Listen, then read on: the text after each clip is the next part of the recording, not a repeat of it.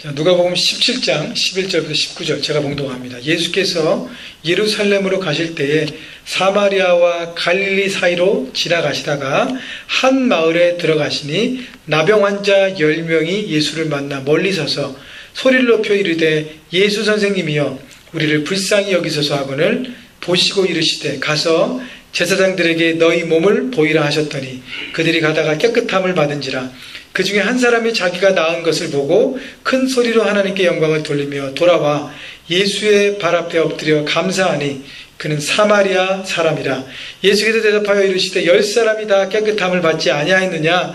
그 9은 어디 있느냐? 이 이방인 외에는 하나님께 영광을 돌리러 돌아온 자가 없느냐 하시고 그에게 이르시되 일어나 가라. 내 믿음이 너를 구원하였느니라 하시더라. 아멘.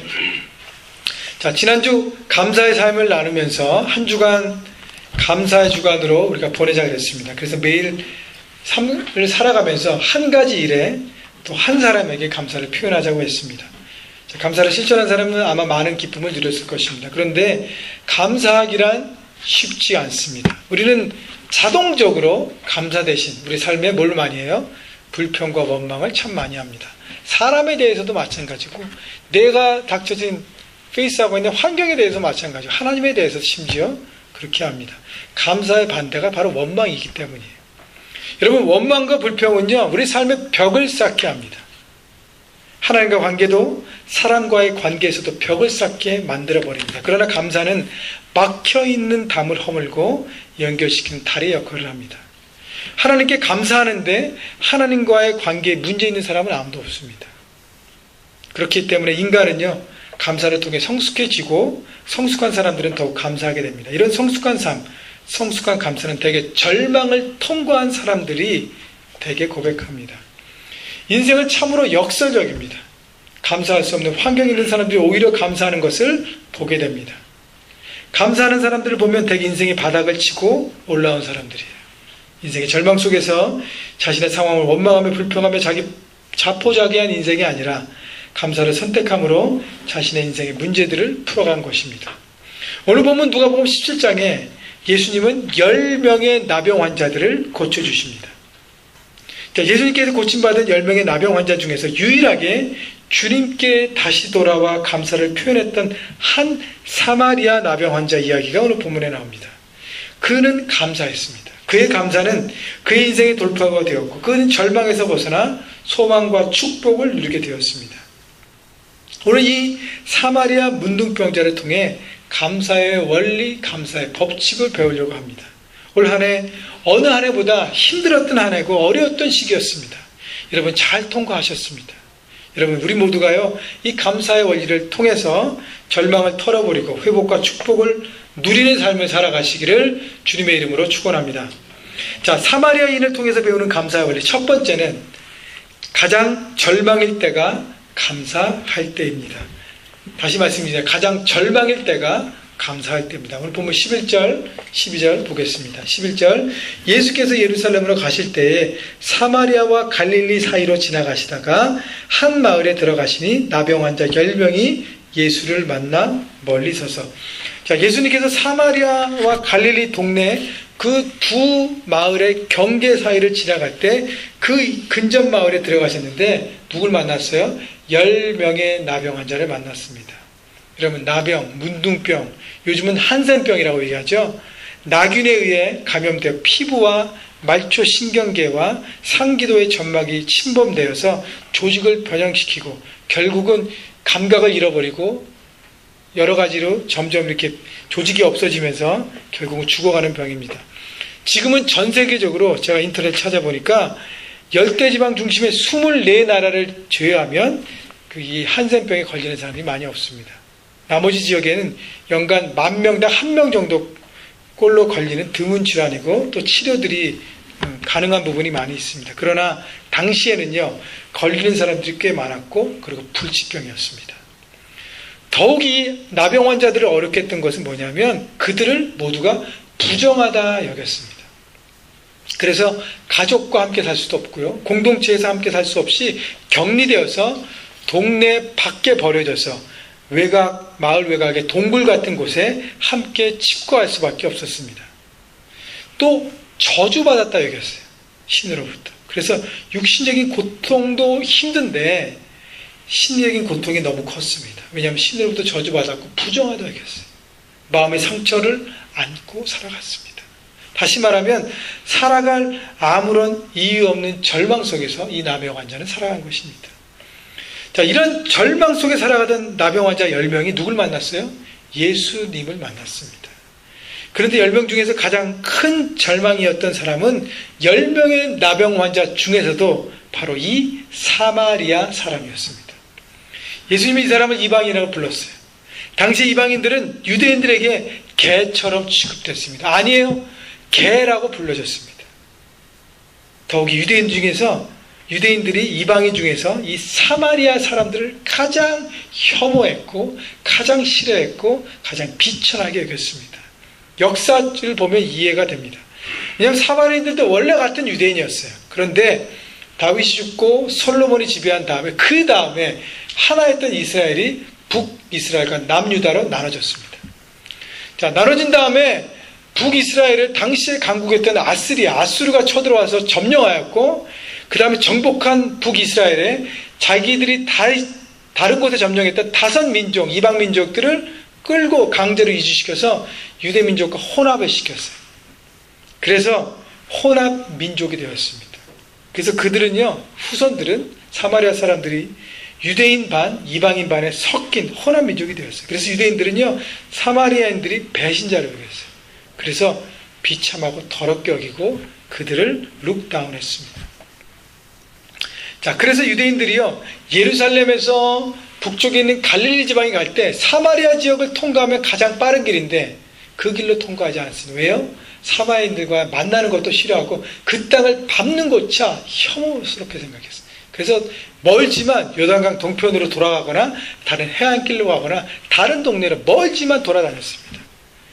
자, 그렇다면 지금 예수님께서 등장했던 이 사마리아와 갈릴리 경계에 있던 그 마을은 사마리아 지역에서도요, 가장 소외된 지역입니다. 사람들에게 버려진 곳이고 버려진 마을이고 소외된 곳입니다. 거기 누가 살아요? 나병 환자가 살고 있습니다. 많은 사람들이 버려진 그 땅에서도 또 버려져서 그 땅의 외곽에 동굴에 갇혀 살 수밖에 없는 나병 환자의 심정을 여러분 생각해 보십시오. 그 중에서 10명 중에 사마리아는 또 이방인이에요. 나머지 1명은 또 유대인이라서 괜찮습니다. 여러 가지로. 나병 환자인데다가 사마리안 이방인으로서 그의 삶에 얼마나 큰 절망이 있었을까? 여러분 생각해 보십시오. 거기에 누가 찾아오셨습니까? 바로 예수님이 찾아오셨습니다. 사람들에게 소외됐고 소외된 사람들, 절망의 정점인 그곳에 예수님께서 찾아오셔서 그리고 그 사람들에게 긍휼을 베풀어 주셨습니다. 예수님은 가장 절망적인 환경과 상황에 놓인 사람들을 만나주시고 그들에게 긍휼을 베풀어 주신 것입니다. 혹시 여러분 가운데 이 나병 환자처럼 내 힘으로 해결할 수 없는 문제를 만나 절망 가운데 계신 분이 있습니까? 여러분, 이 나병 환자는요, 태어날 때 자기가 선택해서 사마리아인이 된 게 아니에요. 그냥 태어났습니다. 자기 뜻과 관계없이. 그리고 자기가 뭘 잘못해서 그런 게 아니라 여러 가지 어떤 상황에 끌려서 나병이 걸리게 되고 그리고 절망에 빠지게 됐습니다. 이 사람은 얼마나 절망스러웠을까? 내가 뭘 잘못했어요, 하나님? 내가 그렇게 뭘 잘못해서 이 불치병에 걸리고 이 캄캄한 동굴 속에서 아무도 날 돌아보지 않는 어둠 가운데 살 수밖에 없습니까? 혹시 여러분 가운데 내 힘으로 해결할 수 없는 문제를 만나서 이렇게 절망하고 있는 분이 있습니까? 하나님, 도대체 내가 뭘 잘못했기에 내 삶에 이렇게 어려움을 주십니까? 이런 문제 가운데 내가 빠지게 합니까? 여러분, 절망 속에 있다면 절대 포기하지 마십시오. 절망 가운데 있는 여러분들을 누가 찾아오십니까? 바로 주님이 찾아오십니다. 주님이 여러분의 마음을 두들고 계십니다. 주님을 만나면 모든 것이 새롭게 되기 때문이에요. 여러분, 주님을 만나셔야 합니다.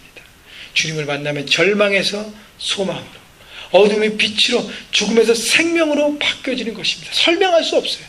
그러나 경험하는 사람만이 고백한 간증인 것입니다. 자, 그리고 난 다음에 13절 14절 보십시오. 소리를 높여 이르되 예수 선생님이여 우리를 불쌍히 여기서 하거늘 보시고 이르시되 가서 제사장들에게 너희 몸을 보이라 하셨더니 그들이 가다가 깨끗함을 받은지라. 자, 그 10명의 문둥병자들이 예수님 앞에 나왔습니다. 예수를 만났는데 13절에 보니까 어떻게 해요? 나병 환자 10명이 예수를 만나 멀리 서서라고 얘기합니다. 나병 환자는 사람들과 접촉할 수 없었어요.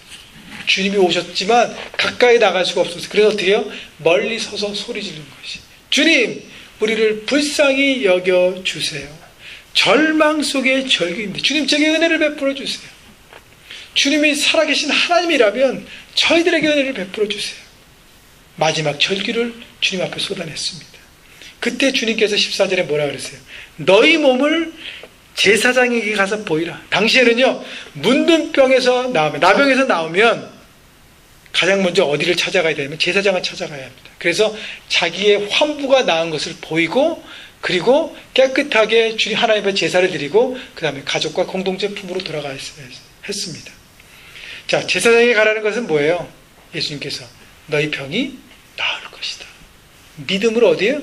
제사장에 가서 너희 몸을 보이라는 것입니다. 우리 가운데 주님 고쳐주셔야 그걸 보고 제사장에 가죠. 어떻게 지금 내 몸이 그대로인데 이렇게 환부덩어리인데 어떻게 갑니까? 라고 따지는 분이 있습니다. 여러분, 이 사람은 주님을 믿지 못하는 사람이에요. 여러분, 병이 다 나은 것을 보고 믿는 사람은요, 그건 믿음이 아닙니다. 여러분, 누구나 다 믿을 수 있어요. 왜냐하면 다 나았기 때문에.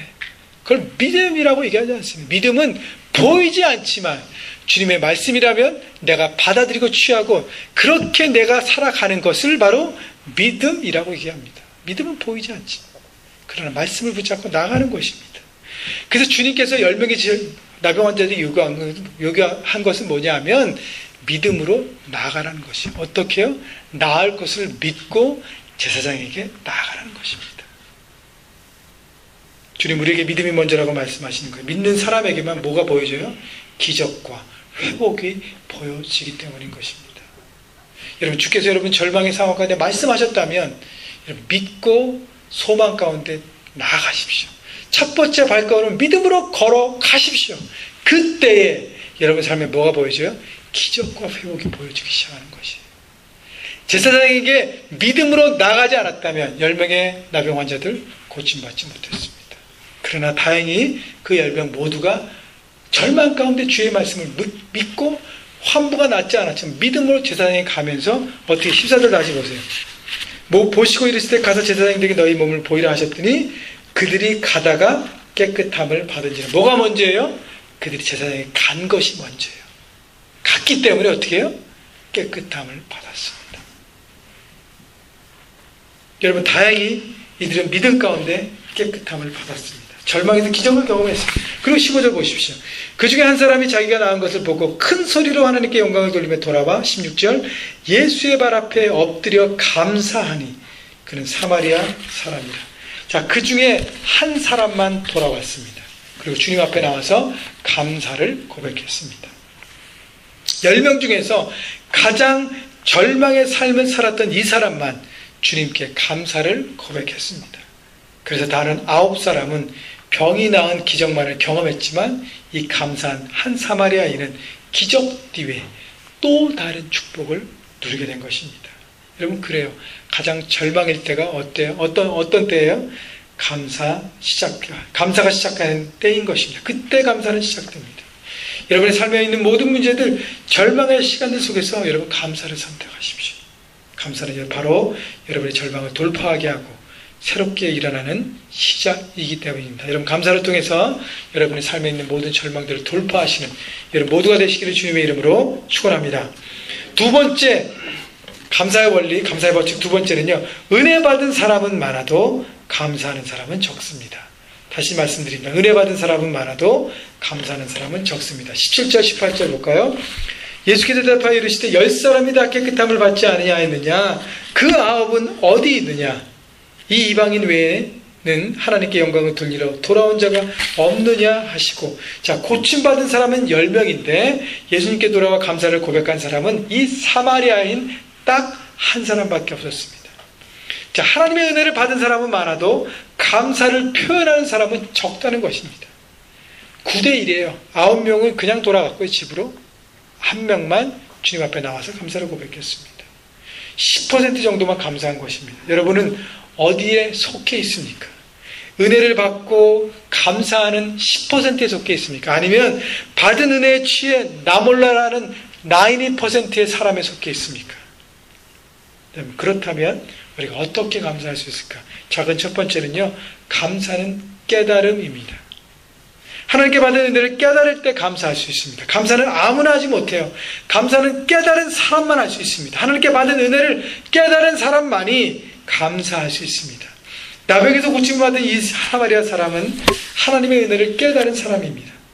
은혜를 받고서도 받은지 모르는 사람들이 많이 있어요. 은혜를 받고서도 깨닫지 못하고 오히려 불평하고 원망하는 사람들이 많이 있습니다. 그러므로 은혜 가운데 가장 큰 은혜는 깨달음의 은혜입니다.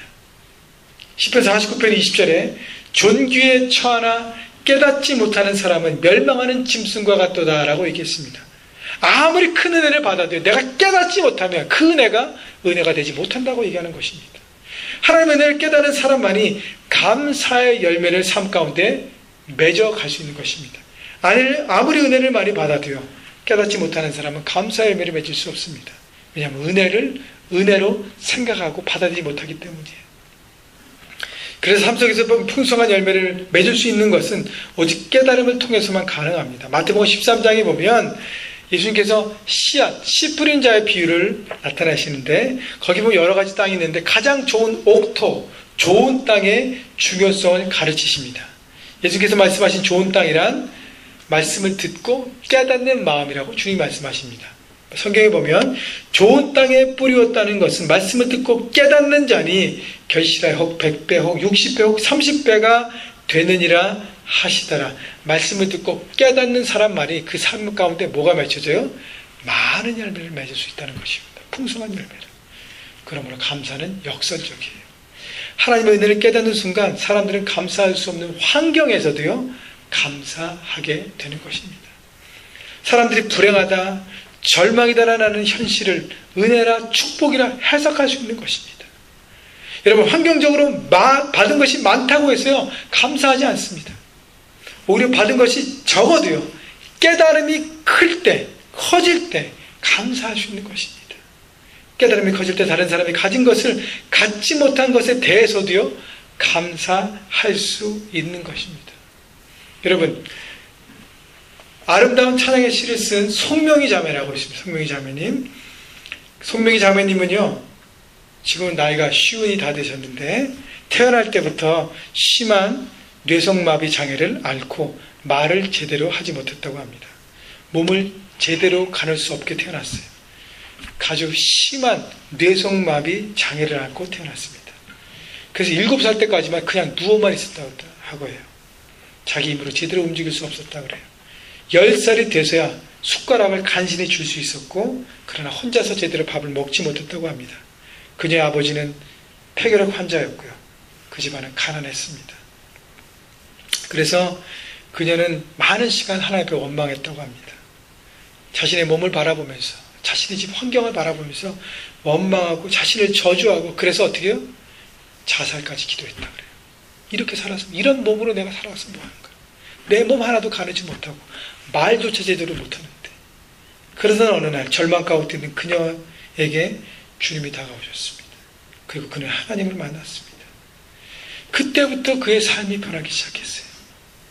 그의 인생이 달라졌습니다. 하나님과 만남을 통해 은혜를 깨닫기 시작했어요. 그의 몸은 여전히 뇌성마비의 심한 장애를 앓고 있고, 어눌하게 말을 하고 움직일 수 없고 제대로 움직일 수 없고, 그의 환경은 아무것도 변하지 않았지만 그의 삶 가운데 찾아오신 하나님의 은혜를 경험하기 시작하면서 그녀는 글을 쓰기 시작했습니다. 자신이 지은 시, 하나님의 은혜를 깨달았던 그 시가 많은 사람에게 감동을 줍니다. 뇌성마비인 그녀는 자신의 몸도 제대로 가눌 줄 몰랐지만 없는 것 때문에 불평하지 않았습니다. 있는 것으로 감사했습니다. 다른 사람들과 같은 육체적인 건강은 없지만 맑고 깊은 영으로 하나님과의 깊은 대화를 할 수 있는 자신을 바라보면서 오히려 하나님 앞에 하나님께서 공평하시다고 찬양했습니다. 송명희 시인이 쓴 하나님의 영광이라는 시집 중에 나라는 시가 있습니다. 나 가진 재물 없으나 나 남이 가진 지식 없으나 나 남에게 있는 건강 있지 않으나 나 남이 갖고 있지 않은 것 가졌으니 나 남이 보지 못한 것을 보았고 나 남이 듣지 못한 음성을 들었으며 나 남이 받지 못한 사랑 받았고 나 남이 모르는 것 깨달았네. 공평하신 하나님이 나 남이 가진 건 나 없지만 나 남이 없는 것을 갖게 하셨네. 송명희 자매는 하나님께서 공평하시다고 얘기했어요. 왜요? 감사를 깨달았기 때문에. 하나님의 은혜를 깨달았기 때문에. 그런 절망적인 상황 가운데서도요, 감사를 주님 앞에 나왔습니다. 여러분 환경과 상황 때문에 더 이상 괴로워하지 마십시오. 하나님께서 당신에게 베푸신 귀한 은혜들을 기억해 보십시오. 자꾸만 없는 것을 바라보지 마십시오. 여러분 삶 가운데 없는 것. 이미 내게 주신 있는 것을 바라보면 감사할 수 있고 찬양할 수 있습니다. 그렇습니다. 하나님의 은혜를 깨닫는 사람만이 감사할 수 있습니다. 두 번째 작은 것은요, 감사는 아까 깨달음이라 그랬고 감사는 표현입니다. 문둥병에서 고침받은 이 사마리아인이 다른 9명과 달랐던 것은 뭐예요? 주님 앞에 나와서 감사를 표현했습니다. 이 나병에서 고침받은 9명도 사실 얼마나 기뻤을까요? 불치병인데 고침받았잖아요. 얼마나 기뻤을까요? 마음속으로 감사했을 것입니다. 그러나 더 이상 표현하지 않고 자기 일상으로 돌아갔습니다. 그래서 더 이상 감사를 통해서 더 이상의 축복을 누리지 못했습니다. 감사를 표현하기 위해서는 먼저 생각해야 합니다. 그리고 관찰해야 합니다. 하나님께서 받은 축복을 돌아보아야 합니다. 9명의 문둥병자는요, 나병 환자는요, 되돌아보지 않았습니다. 그러나 15절 다시 보십시오. 오늘 본문 15절. 그 중에 한 사람이 자기가 낳은 것을 보고 큰 소리로 하나님께 영광을 돌리며 돌아와 그랬습니다. 이 사마리아 사람은요, 하나님께서 내 삶에 역사하신 것을 되돌아 본 거예요. 그리고 자기가 하던 길을 되돌아가서 주님 앞에 감사를 고백했습니다. 여러분 삶을 되돌아 보십시오. 생각해 보십시오. 하나님께서 많은 손길 가운데 여러분 가운데 많은 것들을 주셨습니다. 영어의 두 단어, think라는 생각한다는 단어랑 thank라는 감사하는 단어가 두 단어가 같은 어원에서 나왔다고 합니다. 그 얘기는 뭐예요? thank 할 수 있는 것은 뭐예요? think 한다는 거예요. 생각하면 감사할 수 있는 것입니다. 그러니까 하나님이 내 삶 가운데 역사하신 것을 think, 생각하면 그러면 thank, 감사할 수 있다는 것이. 생각하는 사람만이 감사할 수 있다는 것입니다. 지금까지 하나님께서 여러분 삶에 베푸신 많은 일들을 생각하며 나아가십시오. 되돌아보십시오. 그러면 많은 감사의 제목들이 생각나게 되는 것입니다. 이 사마리아 문둥병자 육체적인 질병에서 고침받았어요. 단순한 질병이 아니라 불치병이었어요. 다시 말하면 생명의 위험, 죽음의 문턱에서 건진받았어요. 그것을 생각한 것입니다. 또 공동체로부터 가까운 사람들에게 버림받은 마음의 상처와 절망에서 회복되는 은혜를 받은 것이에요. 사마리아는 이 모든 것을 생각하니까 주님께 다시 돌아와 감사를 고백하지 않을 수 없었어요. 그래서 되돌아봄이 감사의 인생을 살게 한 것입니다. 여러분, 제가 여러분에게 묻습니다. 눈먼 장님이 눈을 뜨는 게 기적입니까? 아니면 여러분이 매일 눈을 뜨고 하나님이 창조하신 세상을 제대로 보며 살아가는 것이 기적입니까? 여러분, 귀머거리가 귀가 열려 듣는 것이 기적입니까? 아니면 매일매일 아침마다 아름다운 소리를 들으며 깨어나서 살아가는 것이 기적입니까? 그렇다면 절름발이가 일어나는 것이 기적입니까? 아니면 건강한 두 다리로 매일매일 걸어 다닐 수 있는 것이 기적입니까? 여러분, 두 가지 모두가 다 기적입니다. 그렇다면 우리는 날마다 매일매일 순간 기적을 살고 있는 것입니다. 여러분, 건강이 얼마나 큰 은혜인지 여러분 깨달으셔야 합니다.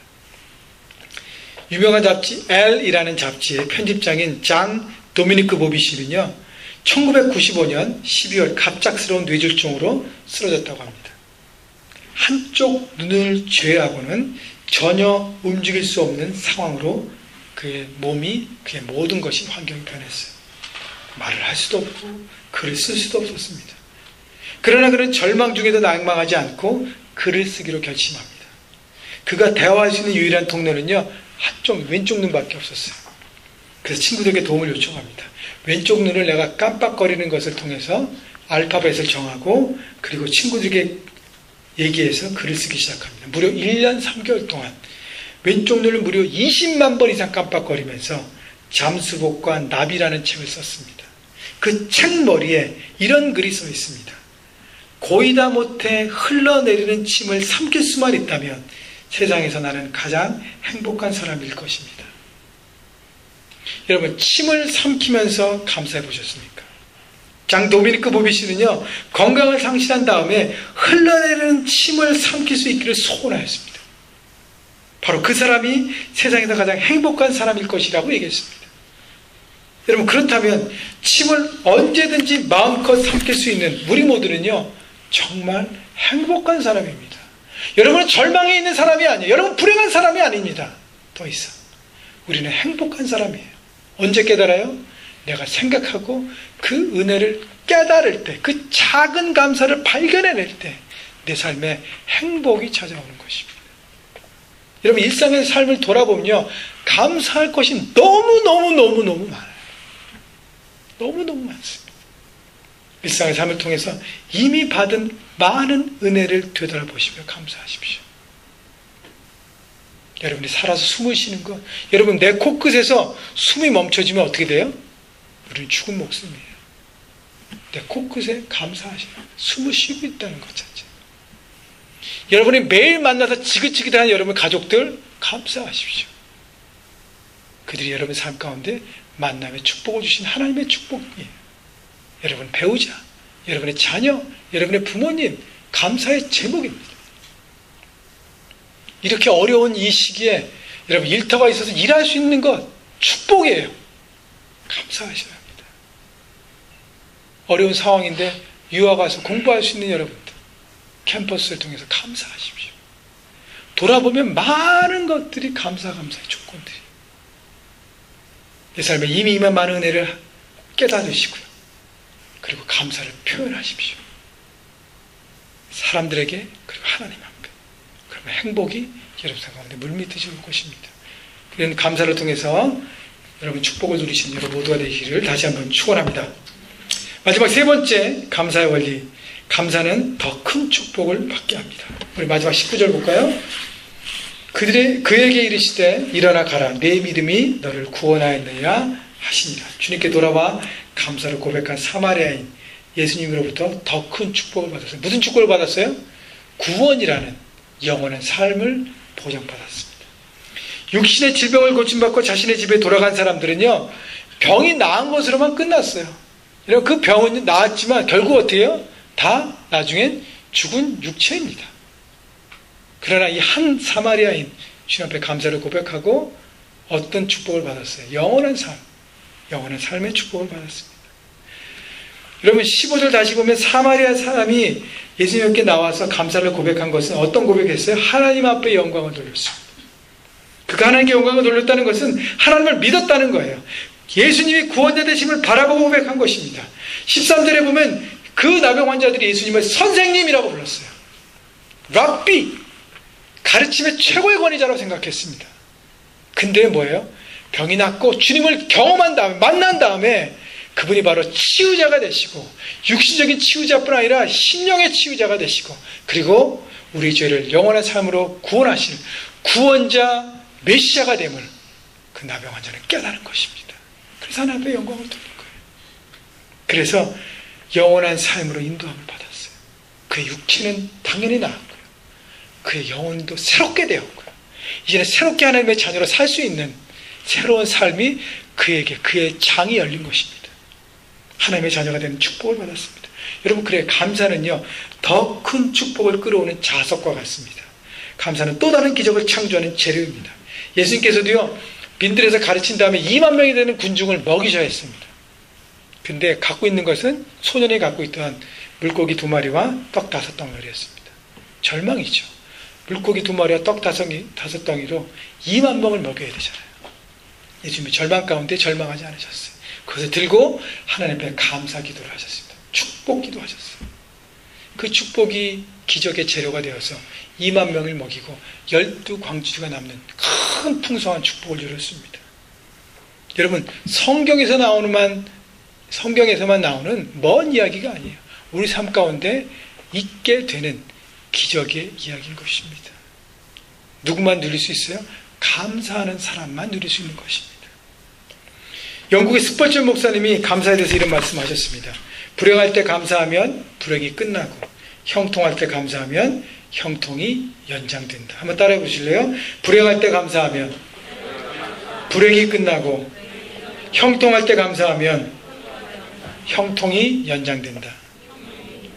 물론 감사한다고 해서 모든 불행이 절망이 순식간에 바로 싹 해결되는 것은 아닙니다. 그러나 감사할 때 절망 속에서 하나님의 은혜를 보기 시작하기 때문에 절망을 이기는 불씨를 바라보게 되고 그리고 절망이 늪을 빠져나오기 시작하는 것입니다.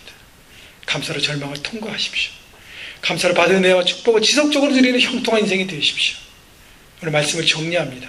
절망의 시간을 보내고 있다면 그때가 감사할 때고 감사가 시작되는 때입니다. 감사라는 그 창으로 여러분의 상황과 환경을 바라보십시오. 소망의 빛을 바라보게 될 것입니다. 두 번째, 이미 받은 많은 은혜를 되돌아보십시오.